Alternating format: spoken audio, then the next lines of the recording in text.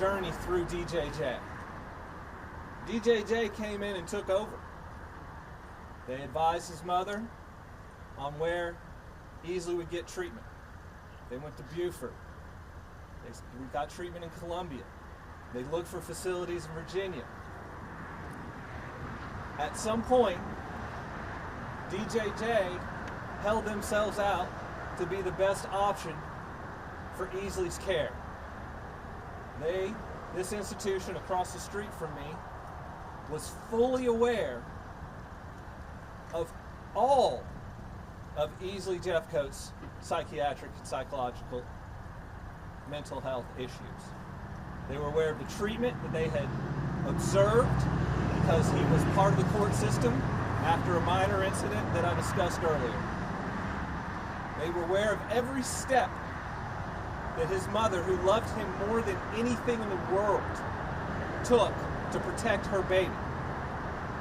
And they held themselves out as the best option for Easley's care. Easley was not detained within DJJ. Easley was seeking treatment at DJJ. There's a difference. And DJJ ensured his mother that they were competent and capable and caring enough to take care of her child.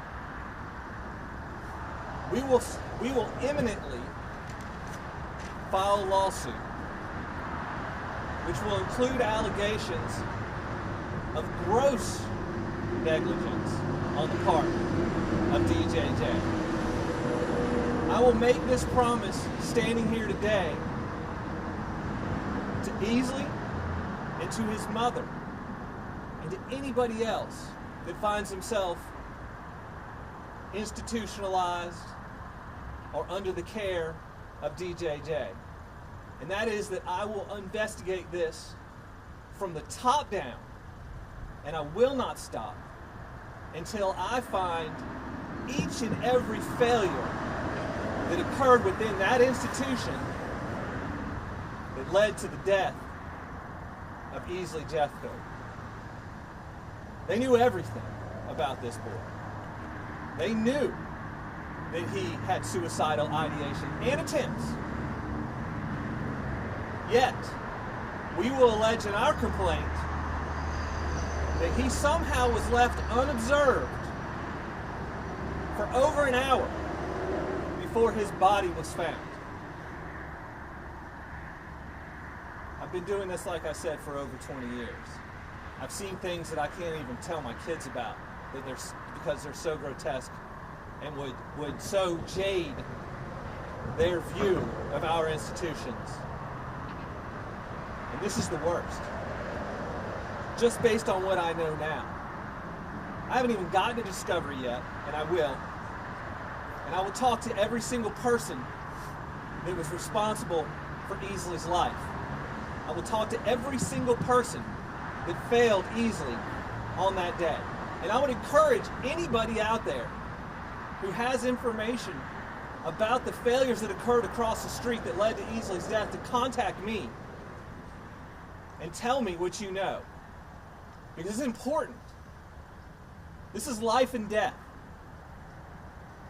This is somebody's child. I just got off the phone with a mother who went through her first Christmas without her baby a few days ago. And it was 100% preventable. 100% guaranteed to her that they were competent to protect her baby and to get him back home to her. Now, we've all seen through some excellent reporting amongst several of y'all standing here today the issues that DJJ has had over the course of the past year or two. And I don't know why. That hasn't been my job to know why. But it is now. And I will know why. And Easley's family will know why. And every one of you at some point will know why. I thank each of you for coming out here I consider it an honor to have been chosen to represent Easley's family. I take that very seriously, and I will continue to do everything in my power and everything within the power of my team to investigate this all the way to the end. This isn't just about accountability on DJJ's part. This isn't just about money. This isn't just about blame assignment. This is about an investigation that reveals the cracks in this institution that our children are slipping through. I'm happy to answer any questions that you have.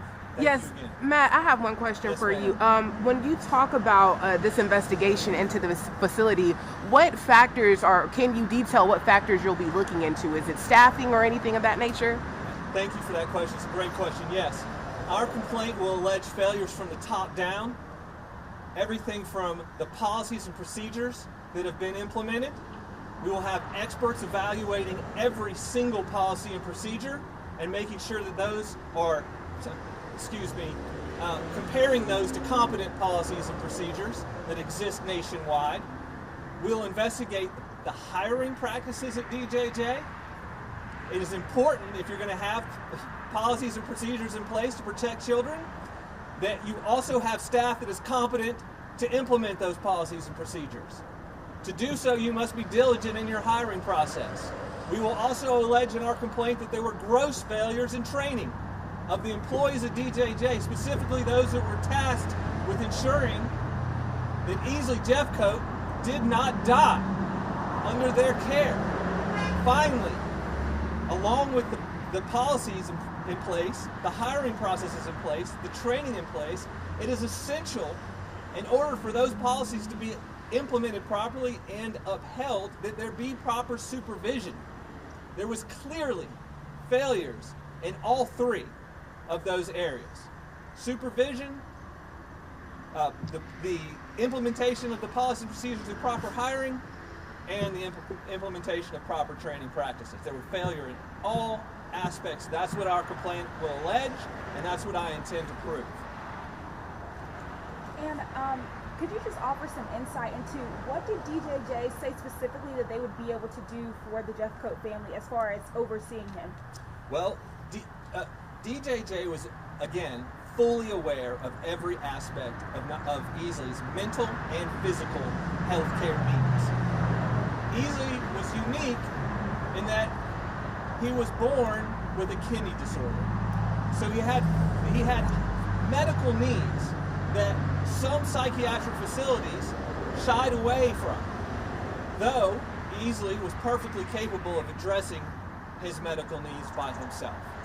But DJJ had informed Lacey, Easley's mother, that they needed time to find a placement facility where he could get the psychiatric care for his well-known suicidal ideations and attempts at a place that could also address his medical needs.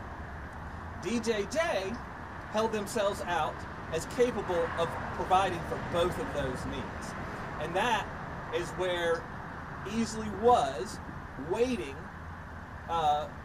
under their care for a longer-term placement facility. And that's why he was there, and that's how he ended up there. And you also mentioned that it took an hour before they found him? This is the information that we are getting. I am not stating that because I can't as a fact. I am stating that as an allegation that we believe to be true. There is evidence that that is true. The details of Easley's death, I believe, are out there. I'm not going to speak on them today. But since they're out there, it is not difficult for one to question how a death that occurred in such a manner could take an hour to discover in a 24/7 psychiatric facility. 24/7 suicide watch psychiatric facility. An hour. Let me go further to address that lack of care, that failure. Apparently, and we will allege and intend to prove, that as Easley lay in the hospital on life support, as his mother hugged him goodbye, DJJ posted a guard at the door the entire time. In his death, he was guarded from running away from that hospital. Hours after he had been left unguarded long enough not only to act on a suicidal ideation, but also to lay there for an hour undiscovered. They failed, allegedly, to watch him at DJJ where they promised his mother they would, yet in his death they posted a guard at the door. I've never seen anything like that in my career. I also wanted to ask, what are you and the family calling to see happen? Are y'all calling for people to be fired? Like, what are y'all looking for as outcome of this? It's too early, I think, to call for people to be fired. I think it's obvious when the failures consistently repeat themselves within an institution that staff needs to be evaluated and it needs to be looked at very seriously. It's not my job to hire or fire at DJJ, but it is my job to find out why they hired who they hired, why they kept who they kept, why they trained the way they trained or did not train, why they supervised the way they supervised or did not supervise. I will find that out. And if that results, and I will share that to the extent a court does not prevent me from it, I will share every single thing I discover through my investigation, because it's our duty to the children of this state to make sure that when they are entrusted to an institution that holds itself out as the safest place for them, that they don't die in their custody, or they aren't harmed even more severely in their custody. I think that at some point we're all going to come to the realization that DJJ needs to take a long look in the mirror and consider what their purpose is. Why do they exist? What is their mission? And are they acting within their mission? Or are they just acting in a self-perpetuating process that is not actually consistent with their mission? I hope that answered your question. Anybody else? Yes, ma'am. When do you intend to file the? We're waiting until the first of the year. There's administrative reasons for waiting to the end of the year to file. We're prepared to file right now. This will be in federal court. We intend to file in federal court. We will allege 1983 action, a violation of Easley's civil rights. If there was ever a violation of somebody's civil rights that I've experienced as an attorney, this is it. There's, as you know, 1983 applies across a broad spectrum of incidents. 1983 can apply to anybody acting under the color of law that violates civil rights. We've seen it historically in conduct towards our African American community. We've seen it in conduct towards our LGBTQ community.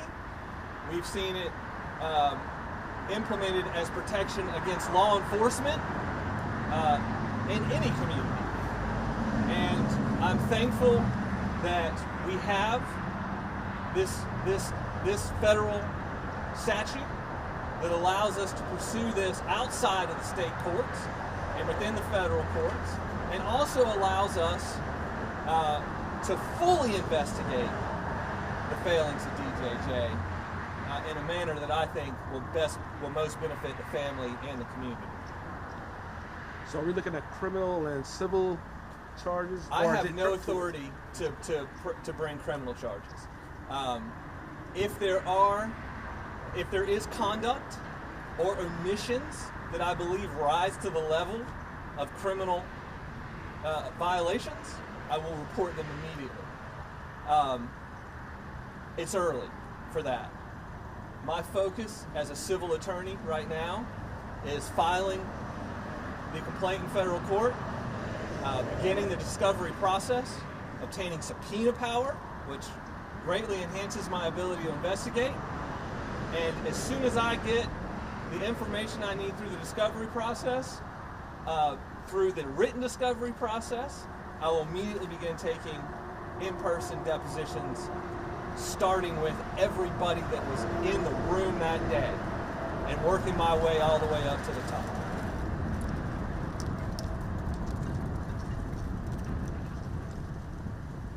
Anybody else? Don't want to leave anybody out. All right, guys. Well, thanks again. Appreciate everybody coming. Thank you. All right, thank you, Matthew. I think it's really okay. Matt, let's see.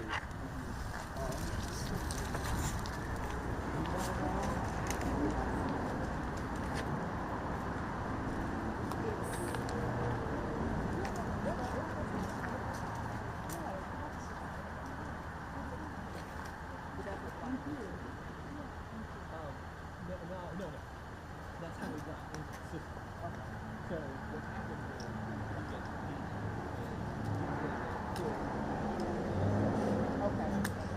the judge says, look, you can try. I am so sorry. I wish I could know that I can't. Yeah, it's good. So that's where the process started. That's how we got into the system. And once he was in the system,